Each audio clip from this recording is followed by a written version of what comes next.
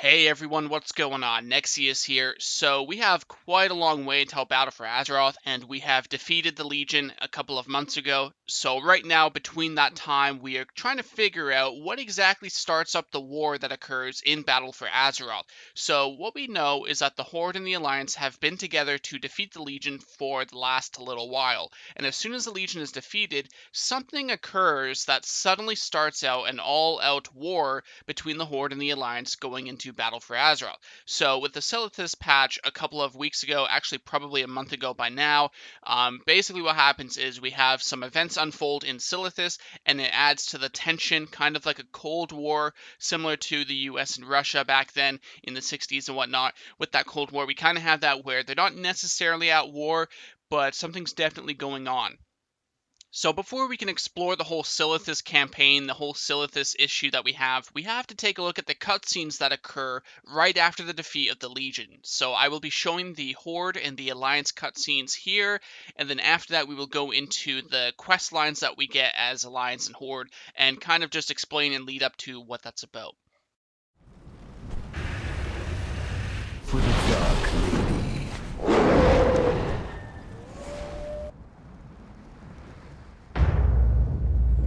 War Chief, if I may offer a few words. It is with both pain and pride that we gather here today. Pain, for many brave heroes of the Horde fell against a terrible foe. And pride, for against all odds, we have vanquished the Legion! We bled. Now we heal. We mourned. Now we celebrate! For the Horde! For the Horde!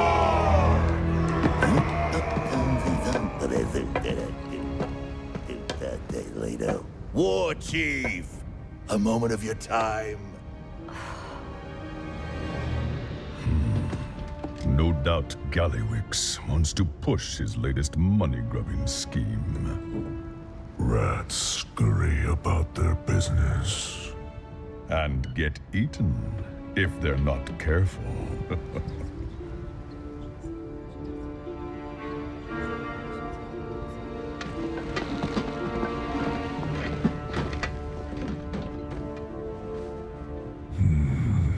What is the rat up to? He does keep sending more goblins to Silithus. Nothing good has ever come out of Silithus.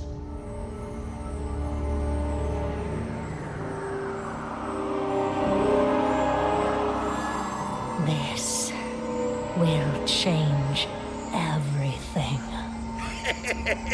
I told you! And the Alliance knows nothing of this? Don't worry, War Chief. I got people on it.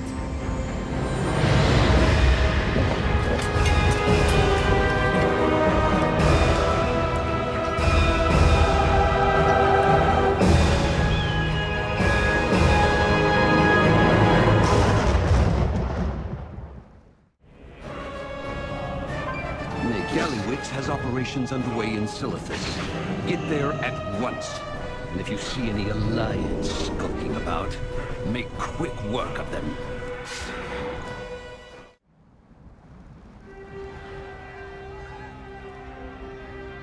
Like many of you, I know firsthand the pain of loss. My father, King Varian Rin, gave his life to save his people. He knew that no one, not even a king, is more important than the Alliance.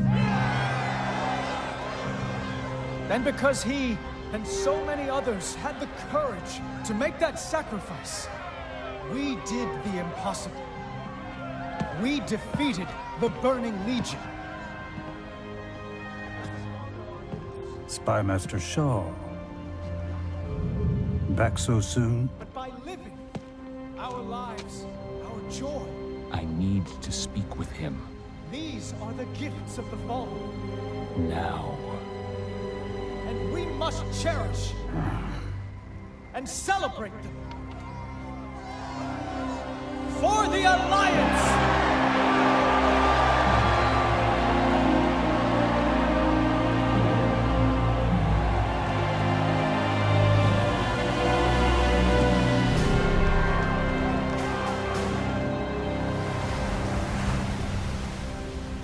We've observed an unusually large cluster of goblins in Silithus, and the numbers are increasing. Goblins aren't the most charming people, but they do things for a reason. And those reasons usually involve money. So, the Horde has found something valuable then. They have indeed. This.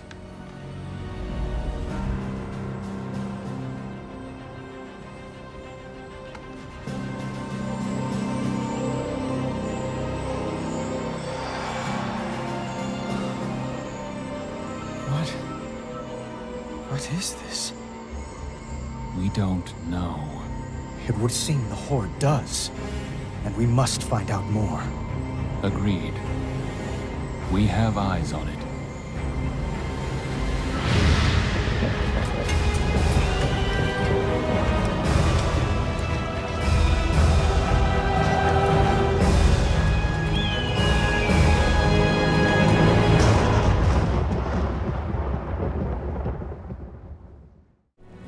The job's not done. We established a makeshift base in Silithus. Check in with our operatives there, and keep your eyes open for Horde aggression. Alright, so with the cutscenes, what we find out is that the Horde is the first to discover the Azerite that's unearthing itself around Sargeras' sword in Silithus. So the Bilgewater Cartel, led by Gallywix, is the first to discover the Azerite, a mysterious ore-like material, and it's in Silithus, of course, by the sword.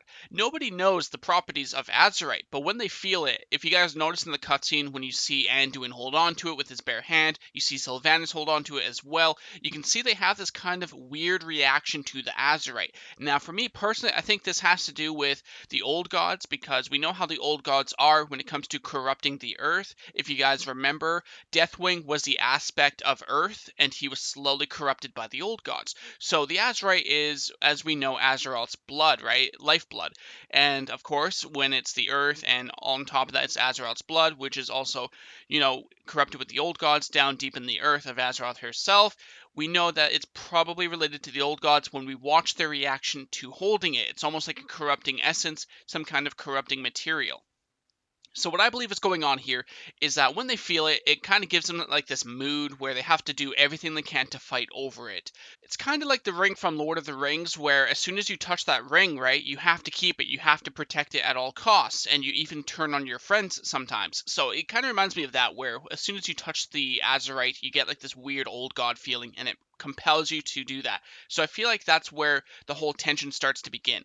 But the real question is the Horde the aggressor or is the Alliance? Because I know a lot of people are saying, oh, the Horde is the aggressor, they're mining in Silithus without telling the Alliance. Well, I just want to say a couple of things here. First of all, Silithus is a neutral zone. This is not Alliance territory. This is not Horde territory. This is a neutral zone. It's different if you're, say, the Dwarves mining in Mulgore. You're kind of encroaching in enemy territory in that sense. It's kind of like an invasion. Or if you're the Horde and you're going into Ashenvale chopping up trees, that's the Alliance territory with the Night Elves. So, like, that's bad. But Silithus is a neutral zone, so mining anything isn't really aggression. On top of this, we don't know what exactly the Azerite does, what it's capable of. We just know it's probably valuable. So what we have with the Horde mining isn't necessarily aggression, in my opinion. Of course, it's a bit like, it's completely opinion. This isn't fact or anything. This is my thoughts. I don't really think it's aggression. It's simply just mining. It's no different than sending the Gallywix mining operations to, say, Ungoro and farming up thorium, right? It's no different in my opinion. Sure, the Alliance is going to believe that the Horde wants some kind of malicious purpose with it, but that's still not aggression. They're just simply mining something up. On top of this, the Horde is not obligated to tell the Alliance what they're doing, and the Alliance is not obligated to tell the Horde what they're doing. So, again, I don't think it's an act of aggression.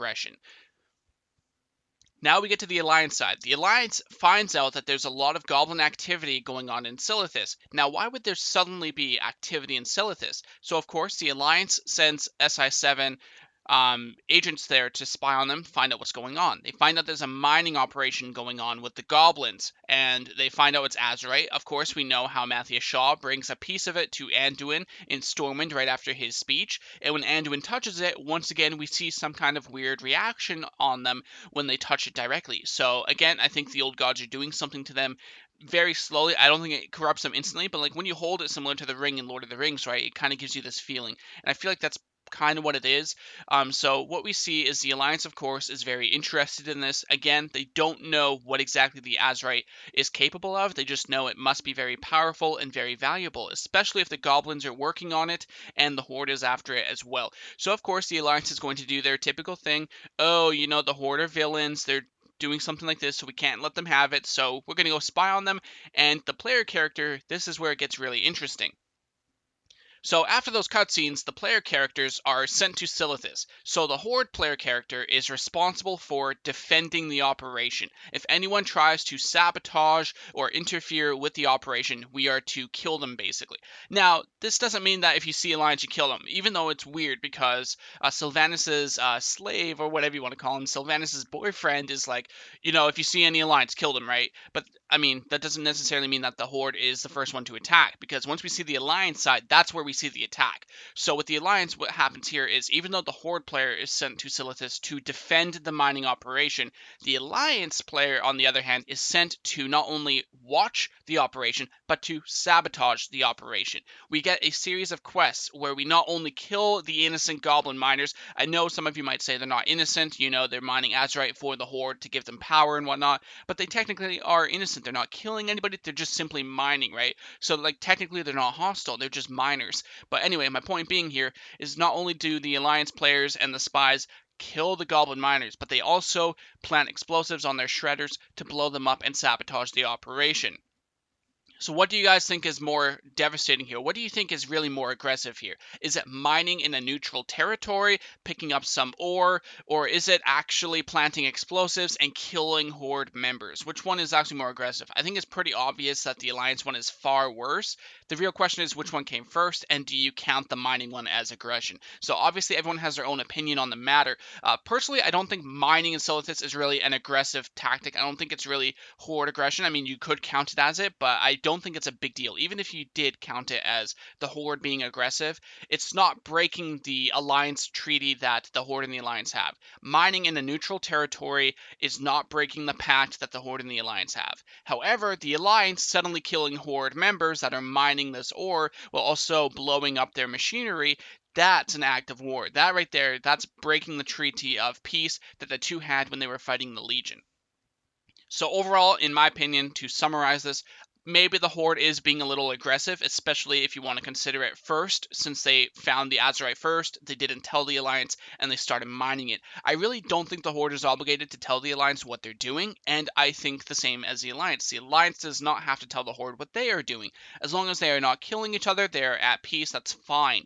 Whether or not the motives behind the curtains are, hey, we want to kill the Alliance, we want to attack Stormwind, whatever, that doesn't mean that the Horde is at war. They didn't do anything to actually break that peace treaty, whereas the Alliance started it by not only going to the Horde operations and attacking the goblins, spying on the goblins, and on top of that, blowing up their machinery. So I would have to say the Alliance here is the one that broke the treaty first, which is a shock, because usually the Horde are the villains. They are the ones that always break everything. We saw that in Ashran and Warlords of Draenor. We saw that in Mists of Pandaria with the Theramore bomb, all the different stuff. So usually it's the Horde, and I think later on in the Alpha, I think that's the case as well, but I don't want to give any spoilers. We don't even know 100% yet, but that's what it's looking like. But what I'm saying basically is that in this case here, it looks like the Alliance is the one that started everything, and that's a very nice, refreshing change, because honestly, it's kind of boring seeing the Alliance, the good guys, every time over and over and over again. So overall, that's what I think of the matter. That's basically what it came down to. Horde player is sent into Silithus to defend the operation, kill anyone that tries to, sabotage it, which is fine because you're defending your operation, right?